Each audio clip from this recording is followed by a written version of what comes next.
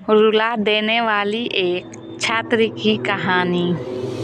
दोस्त, किसी ने बड़े ही कमाल की बात कही है कि जब आप किसी चीज़ को पूरी शिद्दत से चाहो तो पूरी कायनात उसे मिलाने में जुट जाती है। दोस्त, आज मैं एक ऐसे स्टूडेंट के बारे में बताने जा रहा हूँ जिसने अपने पिताजी के सपने को पूरा करने के लिए खुद को पढ़ाई में झोंक दिया। इनके पिताजी एक छोटे से हॉस्पिटल में कंपाउंडर और माँ इनकी खेती का काम किया करते थे। इनके पिताजी का सपना था कि मेरा बेटा MBBS करके बहुत बड़ा डॉक्टर बने, लेकिन इस समय यह लड़का 10 क्लास में था और गांव में 5 किलोमीटर दूर रोज पैदल स्कूल जाया करता था।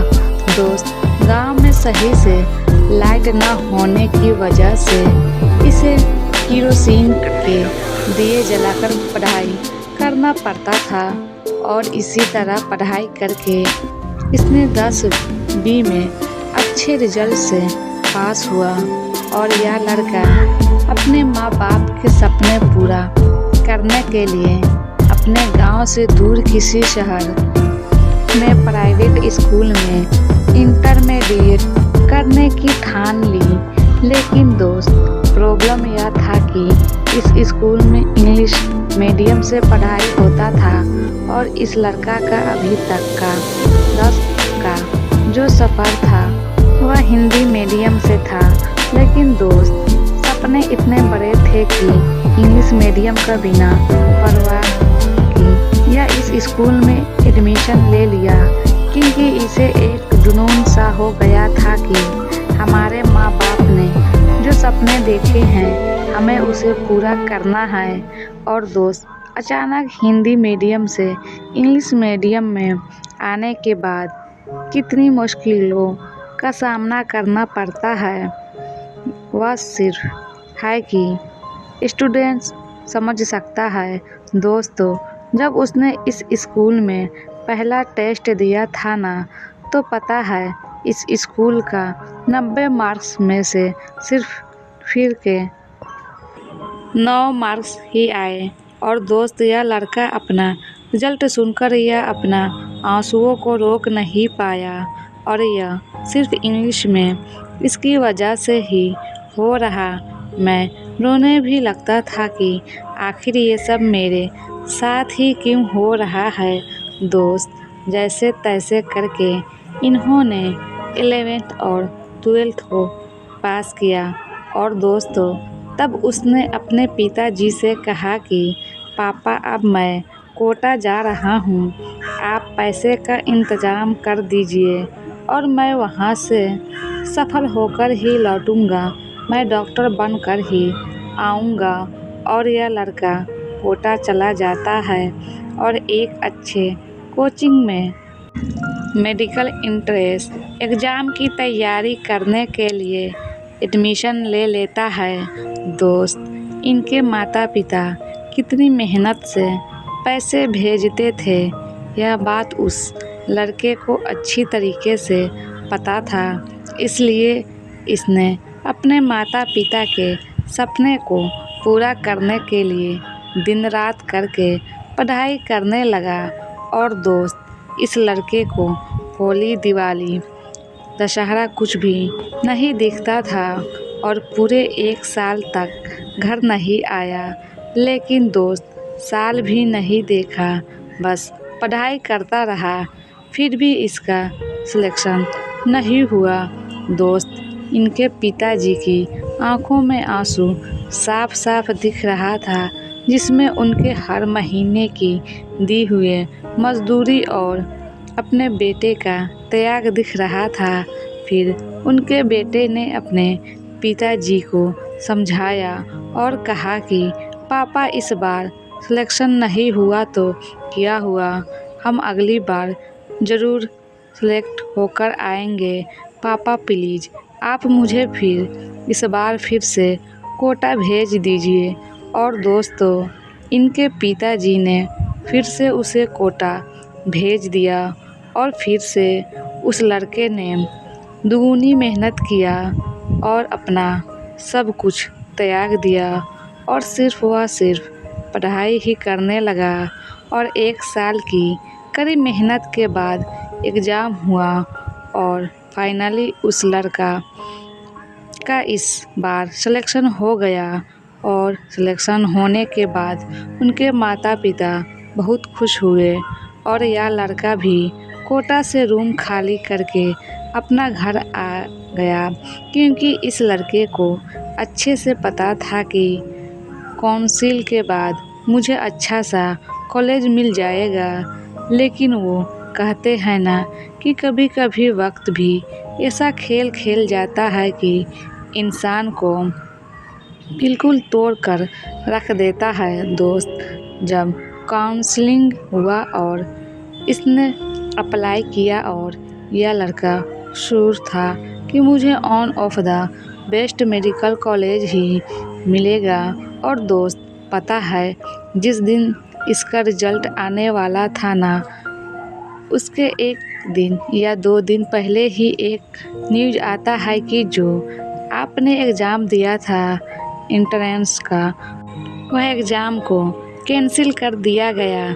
दोस्त इस लड़का का सारा सपना यहीं पर ख़त्म हो जाता है और इनकी आंखों से बिल्कुल आंसू रुक नहीं रहा था और यह सोच रहा था कि आखिर मेरे साथ क्या हो रहा है। वह कहने लगा था कि पापा, मैंने जिस एग्ज़ाम के लिए होली, दिवाली, दशहरा सब कुछ त्याग कर दिया और वह एग्ज़ाम ही कैंसिल हो गया।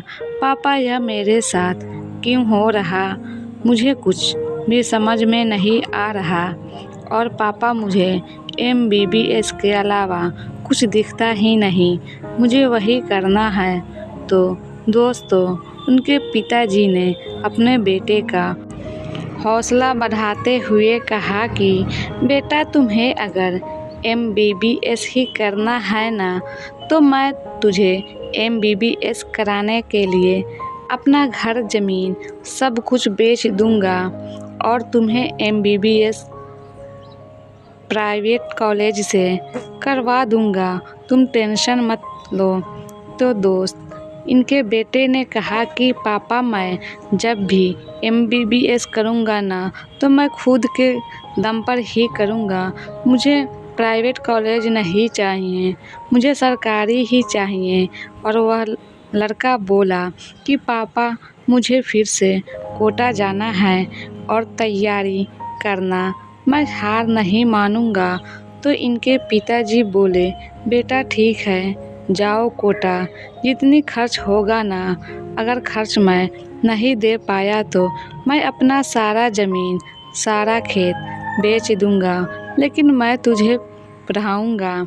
इतना बोलकर उनके पिताजी रोते हुए अपने बेटे को गले से लगा लिया और यह लड़का फिर से निकल पड़ा अपने सपने को पूरा करने के लिए कोटा। और वह जाकर यह लड़का फिर से 24 घंटा बस पढ़ाई ही पढ़ाई करने लगा। इसका उठना बैठना सब कुछ किताबों से ही शुरू होता था और किताबों से ही ख़त्म होता था। यह लड़का पढ़ाई में इतना बिजी हो गया था कि दिवाली के दिन भी इसे पता नहीं था कि आज दिवाली है। जब शाम हुआ और इसने मेस गया तो वहाँ देखा कि मेस तो बंद है। तब इसे पता चला है कि आज दिवाली है और उस दिन उस लड़के ने एक बिस्किट और पानी दोनों को मिक्स करके उसने खा लिया। लेकिन दोस्त, माँ तो माँ होती है ना। उसकी माँ रात में कॉल करके पूछी कि बेटा, आज दिवाली है, तुमने कुछ मिठाई खाया या नहीं। तो दोस्त, अगर माँ होती है ना, तो बेटा भी किसी से कम नहीं होता। दोस्त ये लड़का कह दिया कि माँ, हाँ या हमने मिठाई खीर पूरी सब कुछ खा लिया है, बस आप अपना ख्याल रखिएगा मेरे दोस्त। कभी कभी अपने माँ बाप को खुश करने के लिए ना स्टूडेंट को झूठ बोलना ही पड़ता है, क्योंकि MBBS का टारगेट इस लड़के का था और यह नहीं चाहता था कि मेरी वजह से मेरे माँ बाप दुखी हो।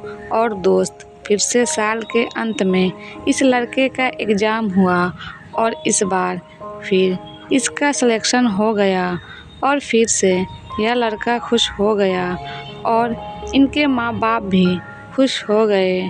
और इस बार यह लड़का बिल्कुल शुर था कि अब मेरा सपना पूरा हो गया। और इस बार यह लड़का बिल्कुल शुर था कि अब मेरा सिलेक्शन होने से कोई नहीं रोक सकता, मुझे अच्छा कॉलेज मिल जाएंगे।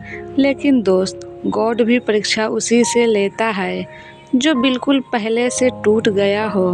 दोस्त, फिर से जब फाइनल काउंसलिंग का रिजल्ट आने वाला था तो इसके कुछ दिन पहले ही कोर्ट का आदेश आता है कि जो एंट्रेंस एग्ज़ाम कंडक्ट हुआ था उसे फिर से कैंसिल किया जा रहा है। दोस्त, मैं आपको क्या बताऊं, इस बात सुनकर यह लड़का इस बार बिल्कुल अंदर से टूट गया था और साथ ही साथ अपने बेटे के मेहनत और त्याग को देखकर इनके माता पिता के भी आंसू नहीं रुक रहे थे। लेकिन अपने बेटे के सामने आंसू छुपाने की कोशिश कर रहे थे। लेकिन दोस्त, बेटा माँ बाप के सामने खड़ा था तो माता पिता अपने बेटे से आंसू को छुपाने की कोशिश कर रहे थे। लेकिन दोस्त, इनके बेटे को सब पता था कि माँ बाप अब रोने लगे हैं और एक माँ बाप के आंखों में आंसू एक बेटा कभी बर्दाश्त नहीं कर सकता। यार, उनके बेटे ने तुरंत कहा कि पापा आप टेंशन ना लीजिए, मैं वादा करता हूँ, बड़ा करता हूँ कि आपके आज के हर एक आंसू का बदला ज़रूर लूँगा और मैं डॉक्टर बनकर ही छोड़ूंगा।